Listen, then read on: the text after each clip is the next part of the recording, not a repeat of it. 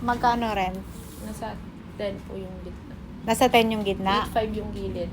8.5, 10, 6.5. At dito nga yan sa Las Piñas. Nakita lang namin to sa Facebook page. So, pinuntahan namin. Ito yung second batch na pagkakambas namin ng mga gown ng mga bagets sa from nila. So, hindi namin na-expect na nandito rin pala yung classmate nila. So, tuwang-tuwa yung mga bata. Para daw sabay-sabay silang mag-fitting. Ito yung pinuntahan namin. Jessa Gown for rent and for sale yung mga gown nila dito. Ang fairness, maganda yung kanilang aura. And then, ito yung mga price.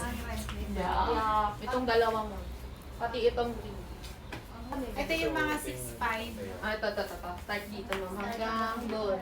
Yung pinakamurang gown nila dito, nag-range na mga 3.5. And then yung pinakamahal naman ng gown nila dito, as in yung ball gown, yung may pa-trailer, ganon. Nag-range na ng mga 20,000 to 15,000. Yung gown nga na gustong isukat ng anak ko, 15,000 may yung price. Hindi ko na nga pinasukat kasi baka mamaya magustuhan. Ay naman yan mga jumura.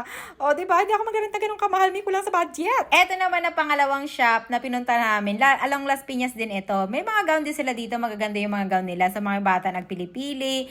Tapos meron charge na 2 gown yung pwede mong isukat, may bayad na 250. So tagdadalawa silang sinukat. Pero yung anak ko, isa lang yung sinukat niya. Tapos yung mga range pala dito, yan 3.8 yan. Nag-range na mga ganon na sa mga 4,000, 3.8 pinakamura nila.